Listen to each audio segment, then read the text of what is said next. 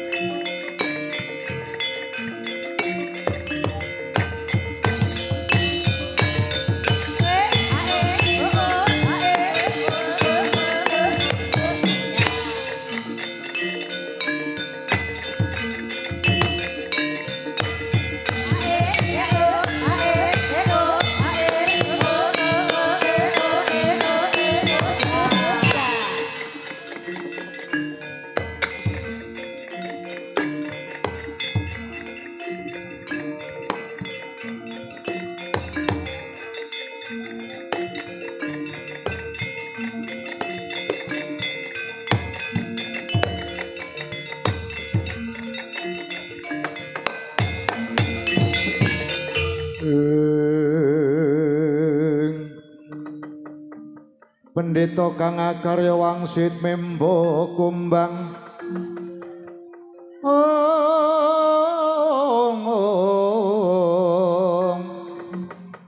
memba kumbang pangajaping tawang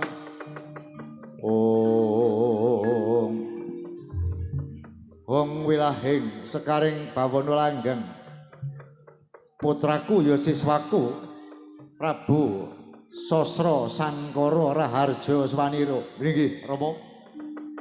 Awit saking pangestu dalem Kanjeng Rama Begawan Wisakarma Widada swanipun ingkang putra. Iya. Mara ingkang mangkono aja banjur kalingganata sawetara ndaturi lenggah ingkang prayoga. Nggih, mangestaken dawuh Rama. Semonoga marang jeneng sira Sosro Yaksa. Nggih, wonten dawuh kados pundi Sang Panembahan? Sawetara ingsun durung bisa paring perembok kang selangkung akeh mara kabeh wae kang padha ngabiyantara diprayogakna lenggahira. Nggih, nggih ngestaken dawuh. Rama Begawan sasampun ngawe dhateng sangyaning para siswa ingkang sampun ngabiyantara. Bilih wonten kepareng paduka monggo kula aturi jarwani dhateng ingkang putra pun Prabu Sosro Sangkara.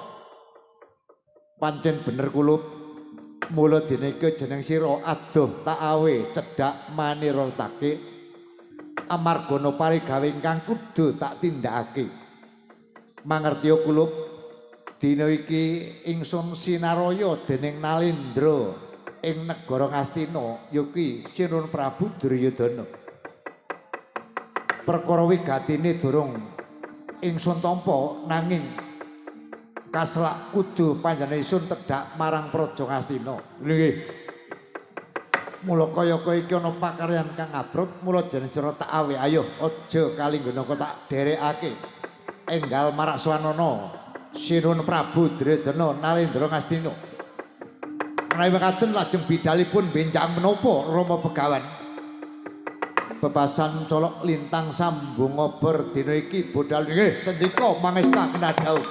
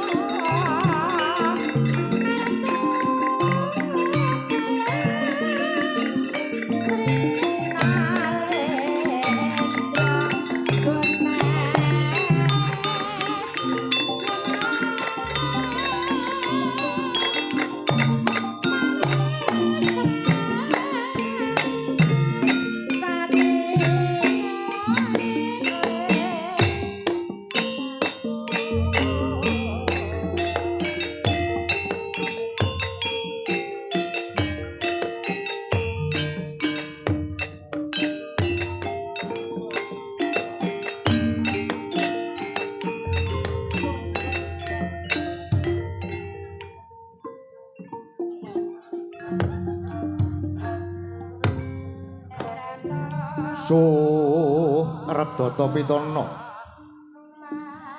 miyak sepining swasana sarana ngongak luhuring budaya sineratan nambedah lungiting kagunan yekti ing kono ana parwa peranganing carita saking Serat Mahabharata anenggih punika jagating wayang Purwa ingkang sinebut Ringgit Purwa.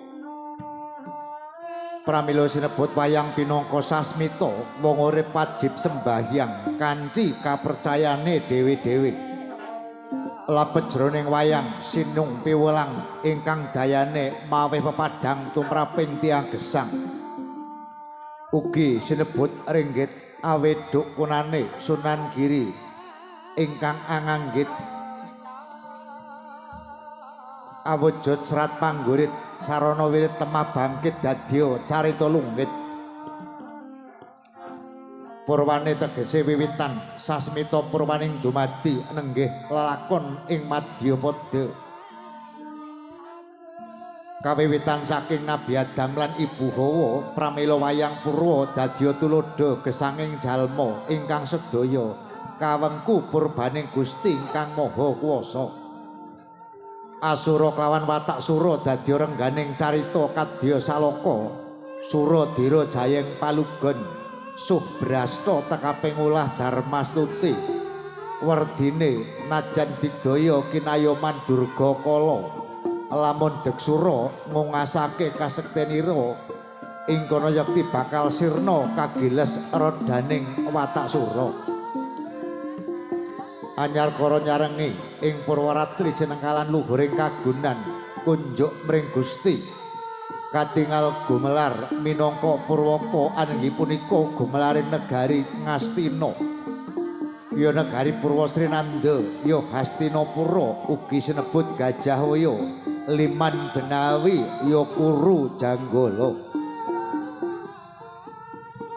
Negari Ngastina dengancik jaman kencana pindhane Swarna Dipa. Binasakake punjul papak umpama obor padang jagate. Obor padang urupe kalamun dhuwur. Kalamun gunung dhuwur kokose yen total kali jero kedunge bebasan pasar adoh kumandange. Kuncaraning praja mewah luhuring kawibawan katingal saking kathahing bangsa manca ingkang aliru duta tandha sing kekadangan. Lumadene gesang para kawula samya den atur siang ratri hanglur selur. Angupa boga tan wonten ingkang nganggur. Kelawan roang sumodulur temah sembodo gesang makmur. Among tani samya taberi saben hari kontap makarti anggara pasiten gilir gumanti temah gumelar padya Betari Sri lemah kapur samya denulur pada suri samya lebur temah dadya kang sarwa tinandur. Negari Ngastina katingal ageng nanging dereng agung, katingal ayom nanging dereng ayem. Labet para narapraja nayaka miwah sentananing ratu racak samya anggunggung diri remen clemer lumoh makarti. Kasusilan kanggo dolanan ingkang ginantum mugung swarganing ruga anguja kuruping priyangga temah wuru dhateng kanistan. Sinten to ingkang jumeneng Hanyakrawati Mbau Denda wonten pilahane lamun kethek araning Pragosa Buta Praceka Dewa Sik Pandhita peparep lamun ratu menang jejuluk Sang Nata jejuluk Prabu Duryudana inggih jejuluk Prabu Suyudana. Ya Prabu Jaka Pitana inggih jejuluk Prabu Kurupati. Ya Kurawendra ya Sri Gendari Suta inggih jejuluk Prabu Gandarya. Ya jejuluk Prabu Tri Pamangsah. Mangkono Prabu Duryudana ngasta pusaraning praja linambaran paugeran caturwarna. Nenggih sama beda dana denda nanging cacakane tasih kumingsun lire panguwasa kinarya gada seneng sembranan lumuh kaungkulan tan beda kadang Kurawa Dursila watak candala. Anyarengi mangsa kasoda Windu Sancaya tinengeran wuku prang bakat anggara kang ari magut tabunawa. Sang Nata kepareng miyos siniwaka lenggah dampar sinta seca semek babut warni sindura ingkang rinenda benang kencana ing madya sinungging sekar pinetha cempaka mulya sinambaran sari-sari ginanda wida kongas mangambar gandaning jebat kasturi yen cinandra kadya rumambasing Durgandara. Wiyos ing Sang Nata binayang kare para cedhi biyada manggung katanggung Jaka paloro-loro ingkang angampil upacara keprabon katingal mubyar rengganing banyak dalang harda walika. Tempuk ing pandam kurung mewah kasoroting Bagaskara Yayah Walataga silih pernah sirna kamanungsane Sang Suyudana pindha Bathara Prabancana ngejawantah hayap para widodari. Lah sitenta ingkang kepareng caket ngarsanata menika wonten pujangga ingkang saking Cemara Kembar ingkang awewisik Dewa Isa. Nalika semana angadhep wonten ngarsanipun Sang Prabu Duryudana katingal konjem jejem nunggu wimbaning sabda Sang Nata. Mondene wingkingira Prabu Wisadewa nenggih punika Nalendra ing Mandura.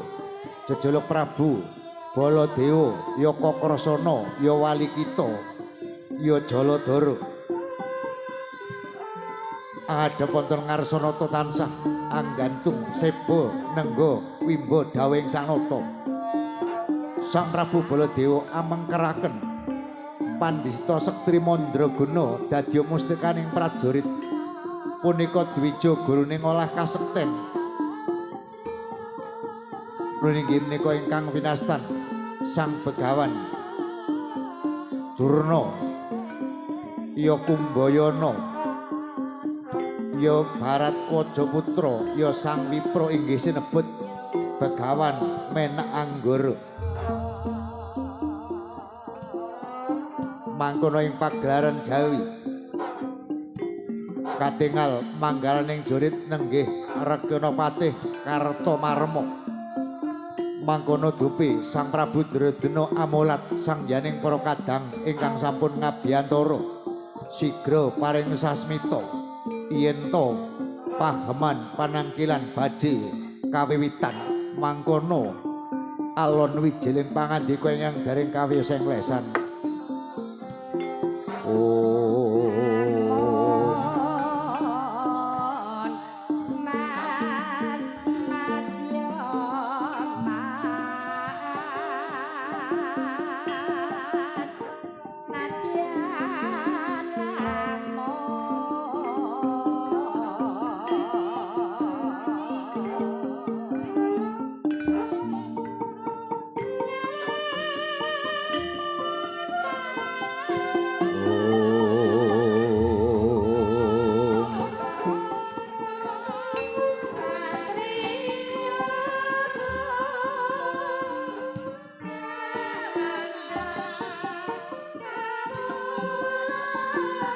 Leng-lenging driya mango karangyan sidhem jroning pasawanan wadya gung tanpa sabawa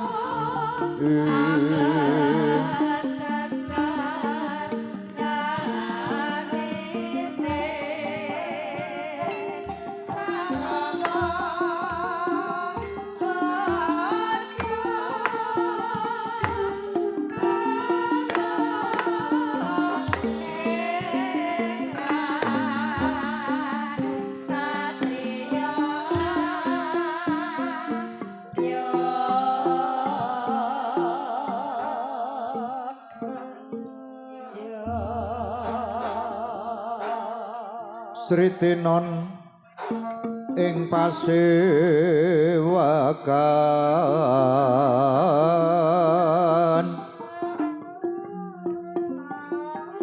busana maneka warna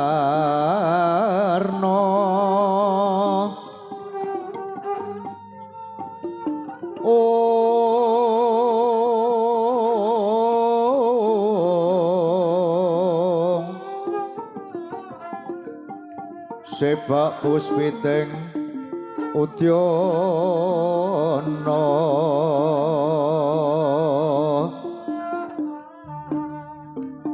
miang panjra ingkang sarwa rukma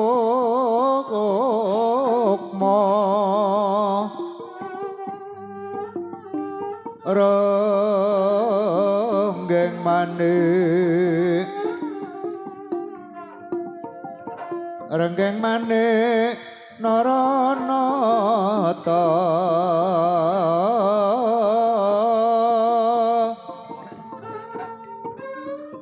Awa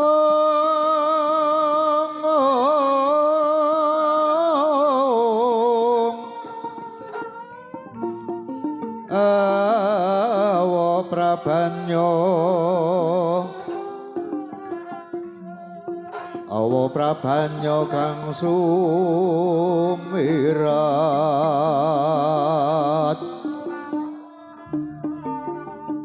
kenyaring tejo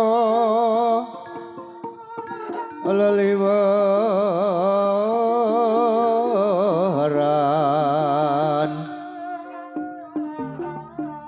lir kilat sisireng dadit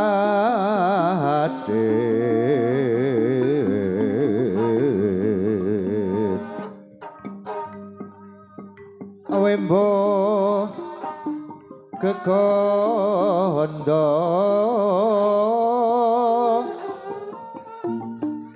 hamre mengem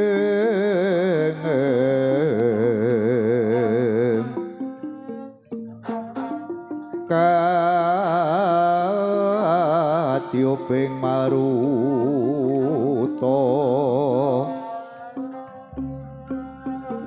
katiuping maruto mondro saparan mangambar kongas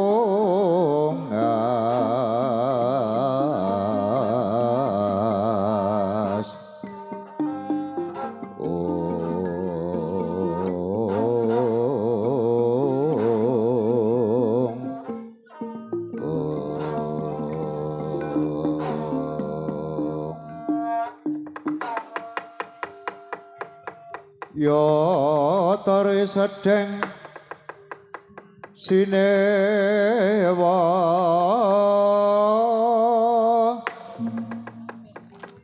Maha Prabu Duryudana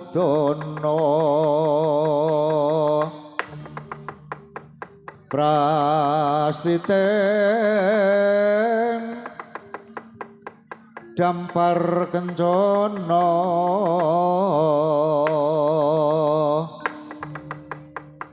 om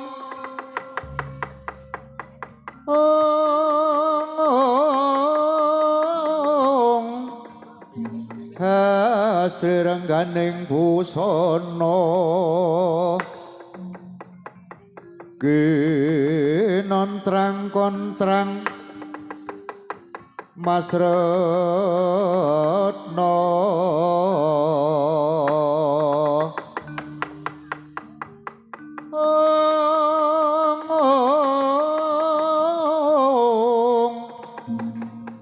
Yayah yang Bathara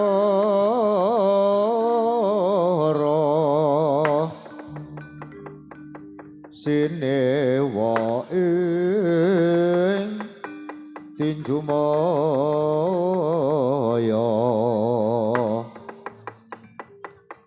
alon deni romawan sabda yono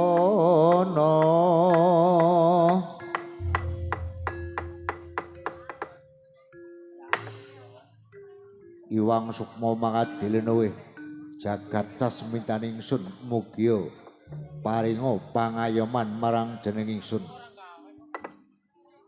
Paman Harya Suman nuwun wonten dawuh katimbalan anak Prabu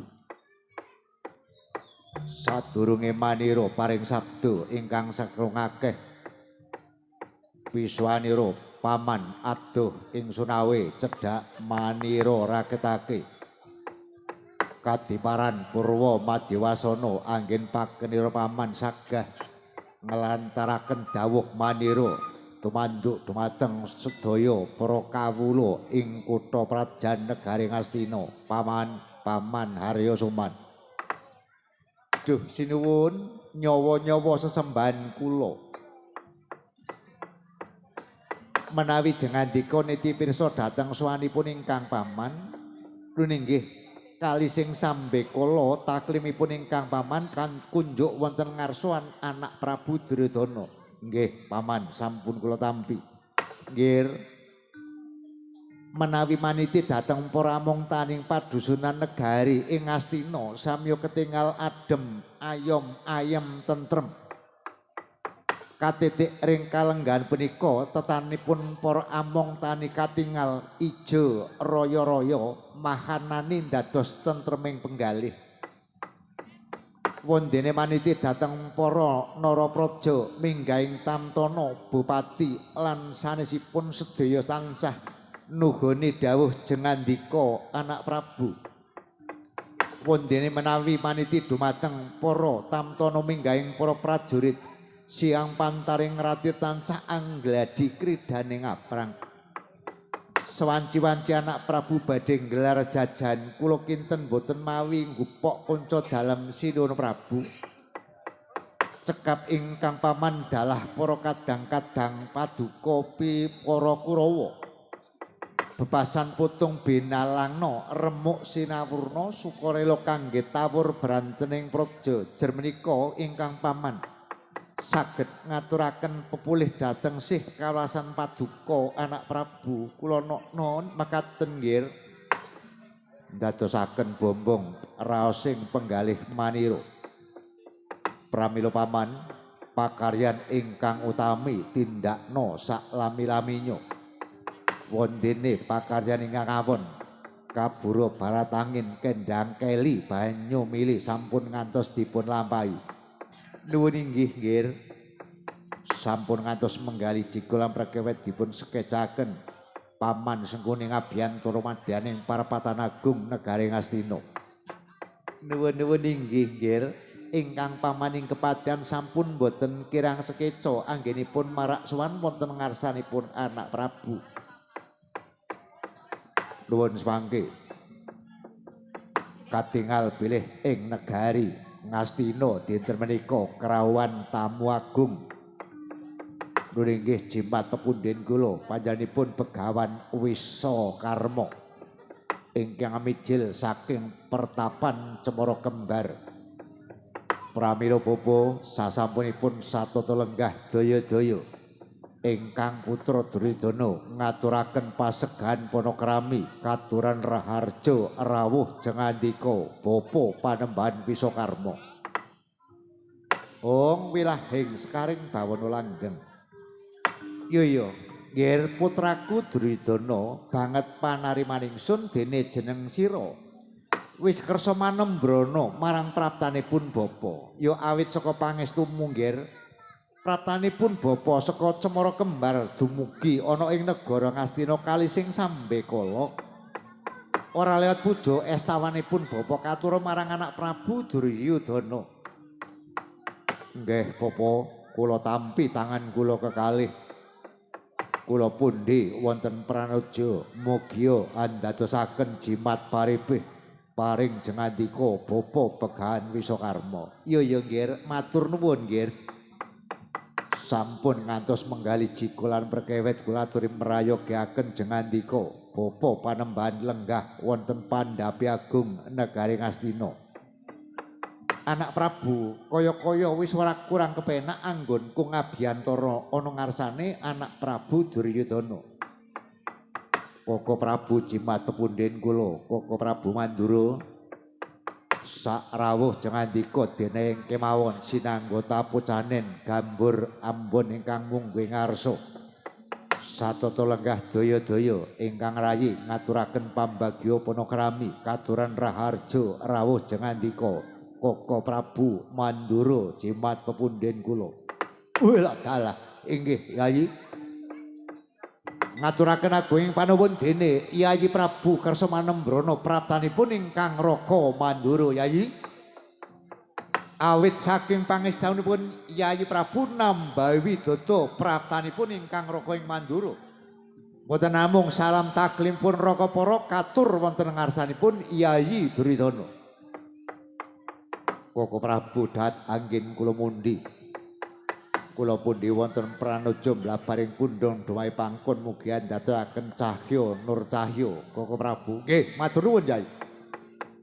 Koko Prabu kula dereng saged paring parembag ingkang sekelangkung kathah.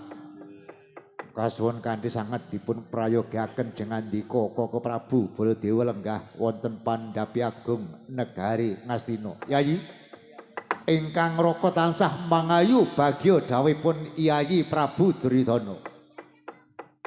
Katur dumateng pepundhen kula Bapa Panembahan Durna. Rawuh jengandika keparenga ingkang putra ngaturaken pasegan panakrami katur wonten ngarsanipun Bapa Durna. Oh, mleguduk monyor-monyor lole prigantil buntute omah joglo. Hawela selikur dina. Andeng-andeng ana mripat yen dipandeng atiku saya ora kuat. Sate gule enak rasane. Wedang kopi seger rasane. Duren mateng legi rasane. Oh nek sinden ayu kaya ngapa rasane. Oh nggih, pangestunipun anak Prabu Widata pratanipun ingkang Bapa Sukalima. Estawanipun ingkang Bapa Sukalima katur wonten ngarsanipun anak Prabu. Inggih Bapa Begawan Durna. Kula tampi ndadosaken sukurnaning penggalih dipun prayogiaken jengandika Bapa Durna lenggah wonten madyaning parapatan agung. Inggih Nger, sampun boten kirang sekeca ingkang Bapa maraksuhan wonten ngarsanipun anak Prabu. Kadangipun Kakang Yayi Kartomarma diprayogakna lenggahira ana ngarsanipun Kakang. Nun inggih Koko Prabu. Namung kemawon mawantu-wantu sembah pangabekti kula kunjuk dhateng ngarsanipun Koko Prabu. Ya wis dak tampa tiba sak padha-padha. Paman Haryosuman nuwun inggih wonten dawuh nggih. Ketingal bilih rekalenggan menika ngawontenaken parapatan agung benten kalian adat lupiya pramila nggih. Monggo kula aturi paring dawuh dumateng ingkang paman. Yen to menika pawadi tumraping kathah monggo kula dheraken lumebet wonten ing Taman Sari lenggah catur netra kalian ingkang paman ing kepatihan. Wondene menika saged kapiringan kathah wonten madyaning parapatan monggo kula enggal paring dawuh dumateng Sang Hyaning para kadang lan para pepundhen ingkang sampun kepareng rawuh. Inggih leres paman. Kula menika badhe medhar sabda ingkang langkung wigatos pramila supados ngantos tumpang suh anggen manira badhe sabda keparenga sedaya majeng mengayun kula badhe hamiwiti sabda ing rekalenggan punika. Lenglenging triya mangu Lirwang Candra katawengan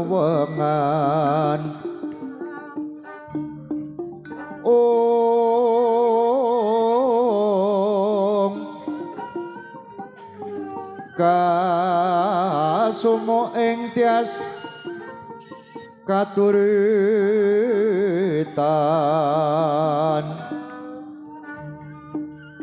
linut katyataning rojet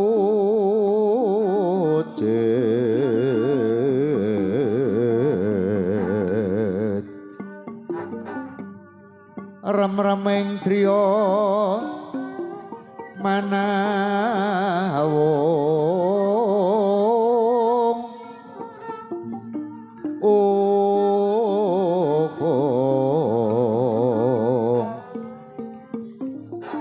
kekuwonging Wang Wasesa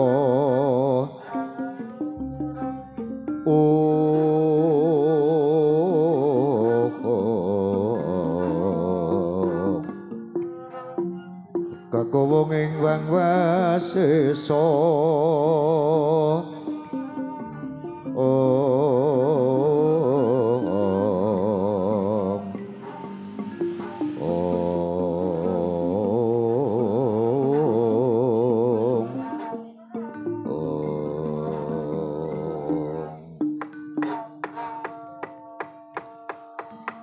Paman Haryosuman nuninggih nggih wonten dawuh jengandika anak Prabu. Ujaring tembang rawat sinambi wara. Bilih rekalenggan menika kadang kula para Pandhawa. Menika badhe bangun bale Saptarengga. Ugi sinerangan badhe ambangun candhi Saptawarga. Menggah saking pemanggipun paman menika kados pundi, Paman? Aduh nggih. Ingkang bapa ing kepatihan menika ngangkeni bilih kula menika jejering sepuh. Nanging blak kotang terus terang nggih, kula menika mboten saged nyaosi pamrayogi bab Pandhawa anggenipun bangun bale Saptarengga dalah candhi Saptawarga. Ananging nggih sampun anggadhahi ras kuwatos bilih kalenggan menika parpatan agung negari Ngastina menika karawuhan dening para pepunden-pepunden. Nuninggi Sirna Prabu Mandura Kakang Durna langkung-langkung menika panembahan Wisakarma. Prayoginipun anak Prabu nyuwuna tetimbangan dumateng para pepunden ingkang sampun keparing rawuh. Nggih prayogi Paman. Nuwun semangke Koko Prabu Baladewa. Inggih Yayi.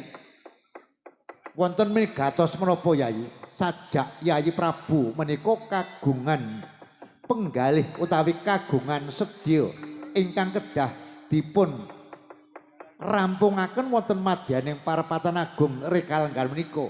Leres. Pramila kula ngaturi Koko Prabu rawuh wonten negari Ngastina jer wonten rembag ingkang kedah kula aturaken dhateng Koko Prabu. Inggih Yai. Sampun kula aturaken bilih ing rekalenggan menika. Kadang kula Pandhawa badhe bangun bale Saptarengga dalah candhi Saptawarga. Bares kures Koko Prabu kula menika rumaos boten tarimah. Rumaos rek manah kula sebab candhi Saptawarga lan bale Saptarengga menika kula ingkang putra dalah kadang-kadang Kurawa menika ugi sami-sami anggadhahi hak kewajiban kenging menapa badhe mbangun bale Saptarengga dalah candhi Saptawarga menika datan poyan dhateng ingkang rai boten maringi sumerep langkung rumiyin serik manah kula Koko Prabu. Pramila pemanggipun Koko Prabu menika kados pundi pakaryanipun kadang kula Pandhawa ingkang boten damel subasita tumraping kadang sepuh Koko Prabu. Wela dalah estu karo Raja Dewaku. Yai menapa ingkang raka menika dipun keparengaken matur wonten ngarsanipun Yayi Prabu Duryudana. Awon sae leres lepat menawi pemanggipun Koko Prabu jumbuh kalian kawontenan ingkang ngerahi ing Astina nderek Koko Prabu. Lah rahmatan nggih matur nuwun Yai. Menawi saking pemanggipun Raka Para ing Mandura pakartinipun para Pandhawa nggih kadang kula menika sae. Awit menika sipating wewangunan tegesipun badhe mbangun ingkang sawanipun kirang sae badhe dipun dandosi supados sae.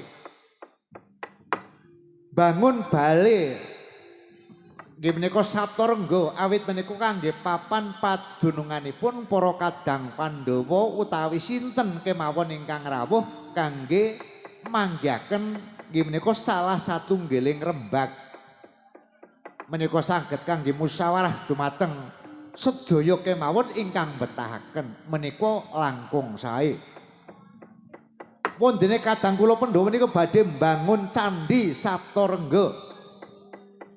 Menika nagihaken bilih candhi menika kangge papan padununganipun panembah. Papan padununganipun panembah sinten kemawon ingkang lumebet menika prayogi menika badhe nyembah dumateng Gusti Zat Kang Maha Agung. Tegesipun kadang kula Pandhawa menika ngluhuraken dhateng para leluhuripun. Menika langkung sae.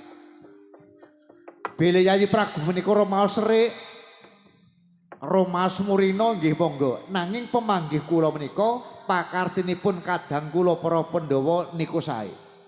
Pundene Yayi Prabu menika dereng dipun tarosi, mboten dipun paringi ngertos. Mbok bilih menika kadang para Pandhawa sami sengkut gumrigut anggenipun makarya saengga dereng wonten wekdal nyaosi priksa dhateng ngarsanipun Yayi Prabu. Mekaten Koko Prabu nggih. Malah saking pemanggih kula Yai. Gandeng para Pandhawa menika badhe ngawontenaken pembangunan bale Saptarengga dalah Candhi Saptarga langkung prayogi. Yayi Prabu utawi para kadang Kurawa menika dugi sabiyantu dhateng bot kerepotanipun kadang-kadang kula Pandhawa menika ketingal guyub rukun. Wonten tetembungan rukun agawe santosa cerah agawe bubrah. Lah menika Yayi. Sak boten-botenipun Yayi Prabu menika menawi boten kedugi rawuh dhateng Praja Ngawarta cekap dhateng utusan kemawon ingkang bakunipun ketingal guyub rukunipun antaripun kadang Kurawa kelawan kadang Pandhawa. Mekaten Koko Prabu. Nggih menika saking pemanggih kula. Menawi pemanggihipun tiyang sanes kula namung nyumanggaken, kula mboten badhe tumut-tumut. Kados pundi Bapa Panembahan Durna? Oh menika nggih cocok kalian pemanggih kula. Kula menika jejering guru. Kula menika jejering sembahan. Kula mboten kenging mban sindhe, mban siladan. Bocah Pandhawa karo Kurawa menika kula anggap sami. Ning kala mangsane nggih enten bedane. Ing atase Pandhawa mung 5 bisa muncar, bisa digaya, bisa sekti, bisa waskita. Ning anak kula Kurawa cacahe 100 menika kala mangsa senengipun terjang sarak nyingkiri bebener. Menika mboten lepatipun sinten-sinten, namung dhateng putra murid menika kados pundi anggenipun nampi piwulangipun ingkang bapa.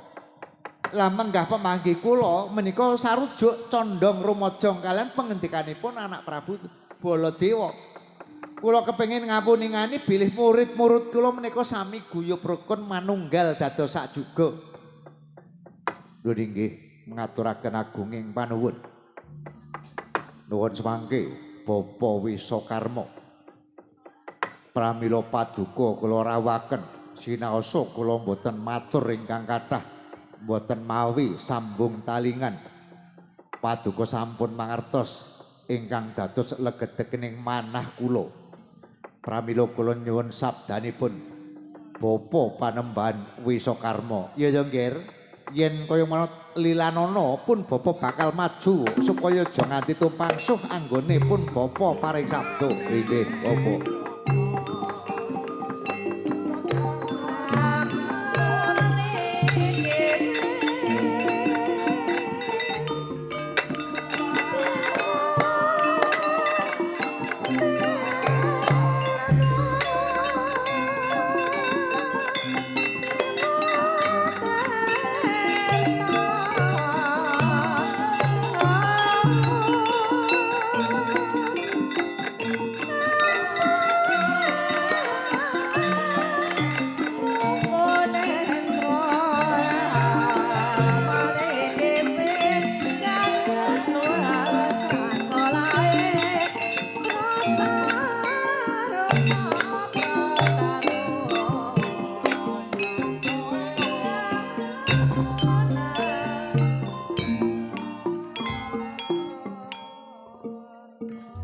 Hong wilahing sekaring bawana langgeng.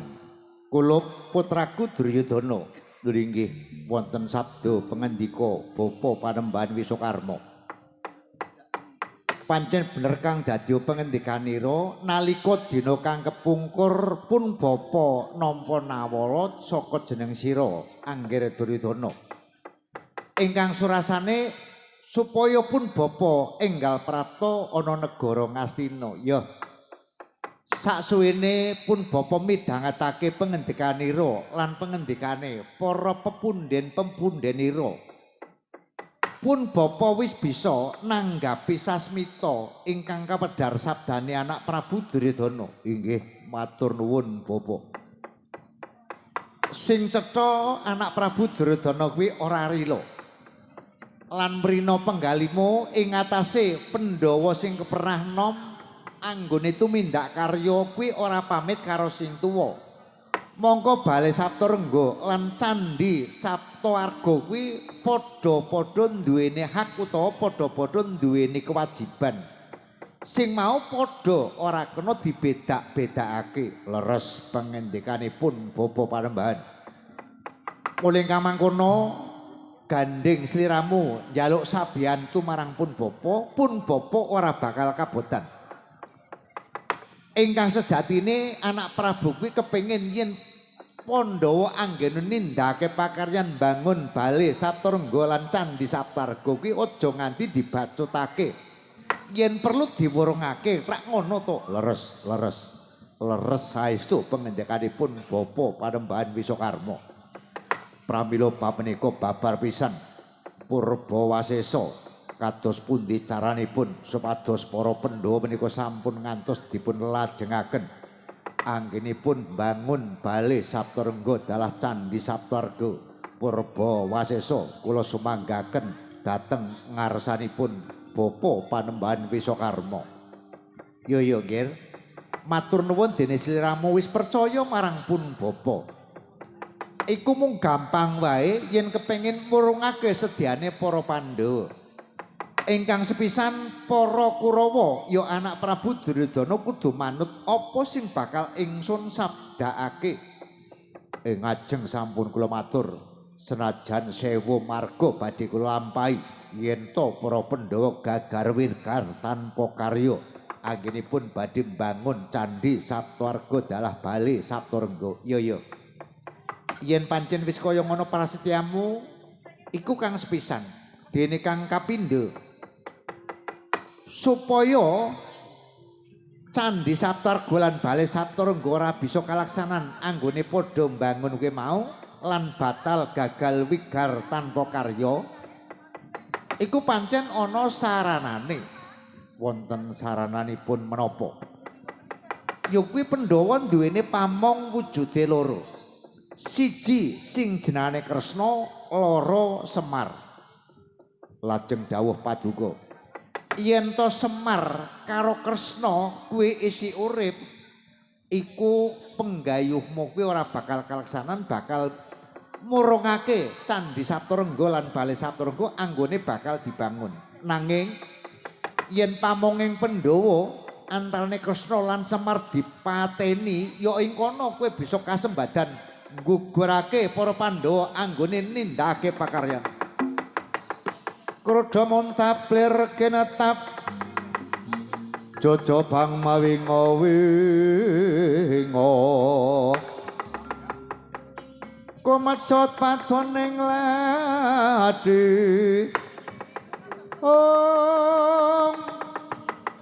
kocak ngondarandir greget kanang wujun mangala cakra muka nyombranang kaya kembang warawari. Yayi Prabu, kula wonten dawuh Koko Prabu. Kula menika sampun ngertos bilih Yayi Prabu menika ngrawuhaken Sraya, tegesipun Yayi Prabu menika pancen sampun boten kenging kula emutaken. Boten mendha ing panyendha nanging saya dangu saya ndodra. Menapa Yayi Prabu boten kengetan marambah makaping-kaping Yayi Prabu menika kepengin budidaya sirnaning para Pandhawa. Nanging Yayi, para Pandhawa tetep puguh, tetep tesik gesang merga diayomi karo dewane. Amargi para Pandhawa niku manggon wonten ing dalan ingkang leres. Kula sampun matur makaping, mbok yo dadi menungsa ki tumindak sing apik, aja seneng terjang sarak nyingkiri bebener. Parandene anggen kula matur menika ketawur mboten wonten ginanipun, malah dinten menika Yayi Prabu menika nyuwun sabiyantu dhateng pendhita ingkang dereng kantenan bingkanane ngendikane badhe kersa murungaken utawi mbubaraken wewangunanipun Candhi Saptarengga. Kula menika mboten menapa Yai. Nanging bareng pengendikanipun Begawan Wisakarma menika badhe mejahi kadang kula Kresna kelawan Kakang Semar, tentunipun kula kedah menggalih ingkang kathah. Yayi, supados ngantos boten kalepeting dedosan tinimbang kula gedangon wonten Praja Ngastina, kula nyuwun pamit wangsul ya.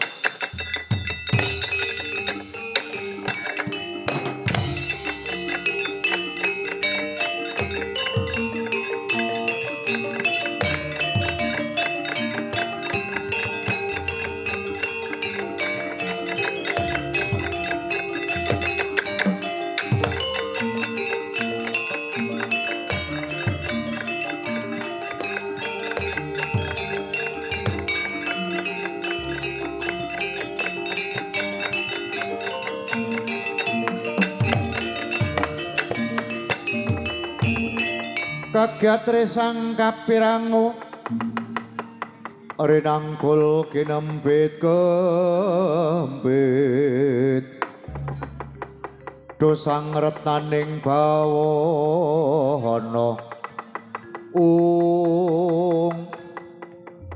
kados pundi Rama Begawan Wisakarma teka kados Koko Prabu Baladewa menika runtik penggalipun jengkar saking Pandhapi Agung negari Ngastina. Menapa menika boten saya ndadosaken ringking Praja Ngastina jer Koko Prabu Baladewa menika kangge sesembaning para Kurawa. Anak Prabu Duryudana, yen pancen jeneng sira wis percaya marang pun Bapa aja kuwatir. Perkara Baladewa nesu kae wis aja dipenggalih. Baladewa nek mau niki pancen ya kaya ngono kuwi. Aku wis apal watak wantune Prabu Baladewa. Lajeng prayogining lampah kados pundi supaya para Pandhawa menika gagar-wigar sampun ngantos kelajeng anggenipun bangun bale Saptarengga dalah Candhi Saptarga. Ya kowe aja kuwatir. Pun Bapa Pratanegara Ngastina iku Raden. Aku duweni siswa kang pepengan, duweni purid kang pilihan. Aja kuwatir bab perkara Pandhawa ora sida mbangun Candhi Saptarga, aja kuwatir. Malah kepara yen perlu dene iki para Pandhawa bakal tak sirnake saka muga bumi. Allah matur nuwun.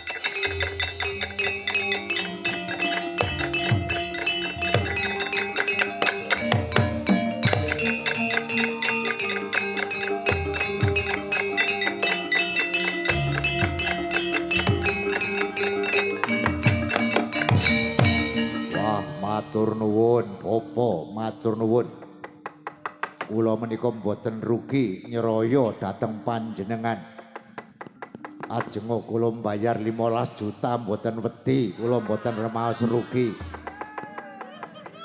Iya Nggir. Wis ora apa-apa bab kuwi aja nganti dipenggalih.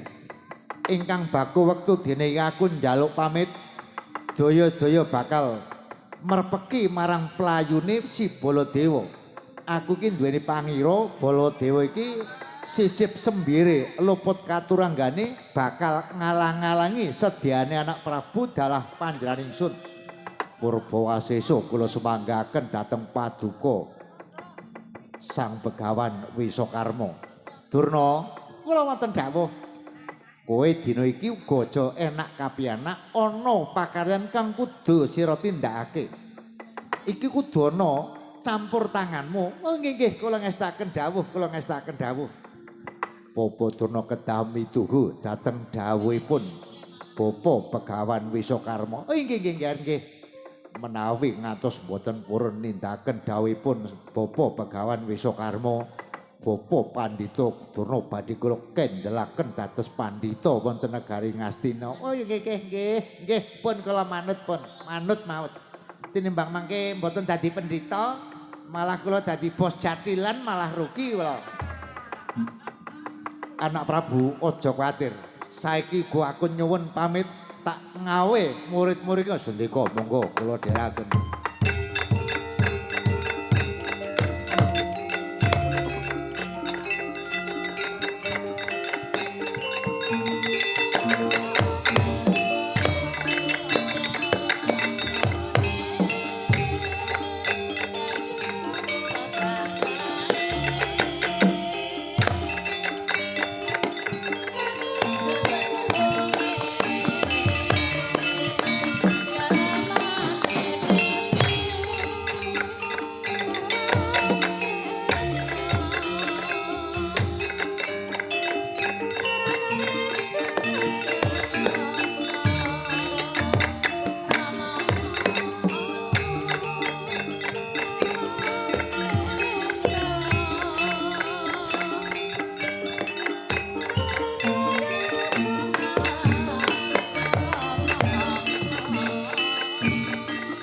sidhem jroning pasawanan wadyagung tanpa sabawa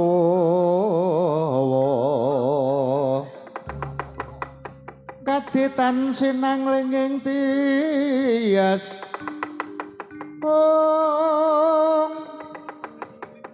mango-mango kaonengan bawa sing kang duka cipta lir budi mandana raras Paman Haryo Suman inggih wonten dawuh nggih kados-kados ing rekalenggan menika parpatan sampun paripurna dawuhaken ingkang samyung gantung sebo pilih manira Basyakundara ngedaton inggih mangestaken dawuh Yayi Kartomarma kula wonten dawuh Kang Prabu aja wedi ingkang elan bareng Paman Haryo Sengkuni dawuhake marang kabeh Padang Kurawa supaya memanui tindake Rama Begawan Wisakarma semongso masana gawe parigawe kudu bisa pebantu lho nggih menawi katen nyuwun tambahing pangestu duga-duga digawa ngati-ati aja kongsi.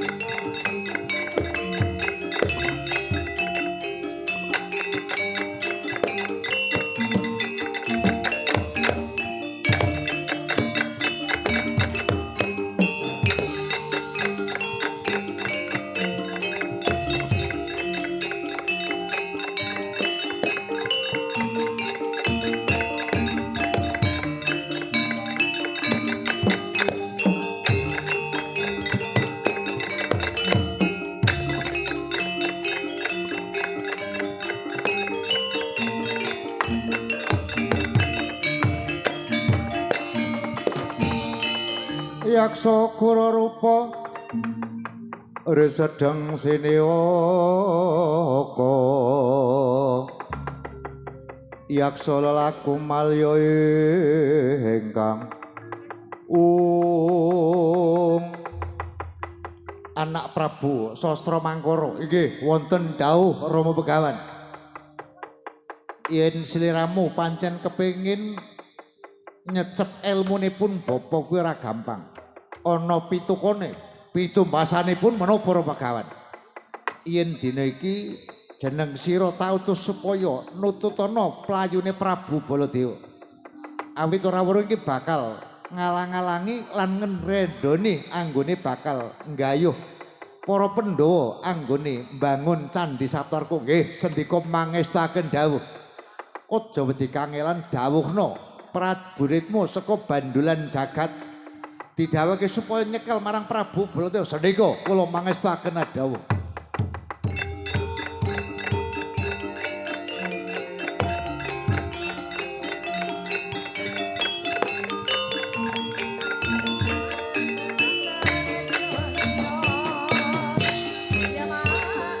Miat langening kalangyan nagar pada moncar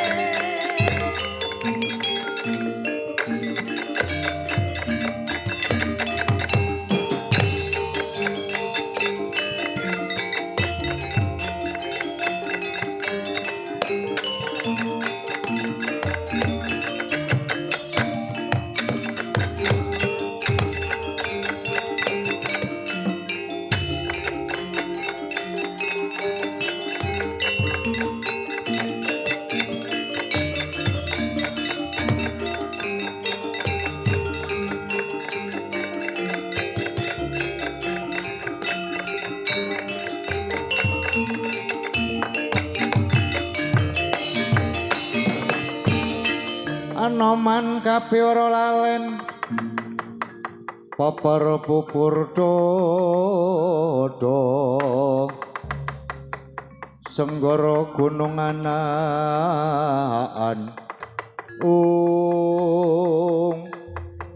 nyadong dawuh kados pundi sinuwun nimbali ingkang abdi pun Anoman. Anoman dene iki pranyata ora lidok ora luput saka panggerane Prabu Baladewa.